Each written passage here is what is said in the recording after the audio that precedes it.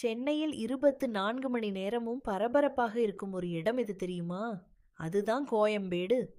கோயம்பேடுன்றவுடன் உங்களுக்கு முதல்ல என்ன ஞாபகம் வரும்? பேருந்து நிலையமா? மார்க்கெட்டா? உண்மையில் இவை இரண்டையும் தாண்டி கோயம்பேடு சென்னையின் முக்கியமான உயிர்நாடி. தமிழ்நாட்டின் எந்த மாவட்டத்திற்கும் செல்ல வேண்டுமென்றால் மக்கள் முதலில் எங்கு வருவார்கள்? ஆம், கோயம்பேடு பேருந்து நிலையத்திற்குத்தான். தினமும் ஆயிரக்கணக்கான பேருந்துகளும் லட்சக்கணக்கான பயணிகளும் இங்கு வந்து செல்கிறார்கள். சென்னையில் நாம் தினமும் வாங்கும் காய்கறிகளும் பழங்களும் எங்கிருந்து வருகிறது தெரியுமா? அதன் பின்னணியில் கோயம்பேடு மொத்த சந்தை இருக்கிறது. அதிகாலை நேரத்திலேயே இங்கு வியாபாரம் தொடங்கிவிடும். வியாபாரிகள், தொழிலாளர்கள், லாரி ஓட்டுநர்கள் என அனைவரும் சேர்ந்து சென்னை நகரத்திற்கு தேவையான பொருட்களை அனுப்புகிறார்கள்.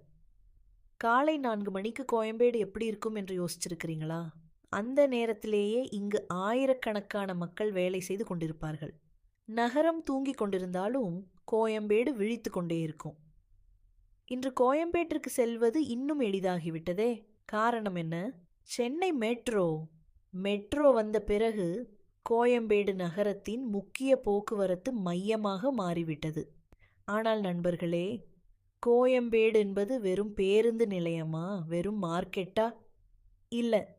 இது ஆயிரக்கணக்கான மக்களின் கனவுகள், உழைப்பு மற்றும் வாழ்க்கை இணைந்திருக்கும் ஒரு இடம்.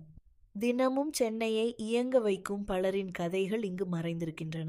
அதனால் அடுத்த முறை நீங்கள் கோயம்பேட்டை கடந்து செல்லும்போது ஒரு நிமிஷம் சுற்றி பாருங்கள். இந்த இடம் இல்லை என்றால் சென்னை எப்படி இயங்கும் என்று உங்களையே கேட்டு பாருங்கள். ஏனெனில் கோயம்பேடு என்பது ஒரு இடமல்ல, சென்னையின் இதயத் துடிப்பு.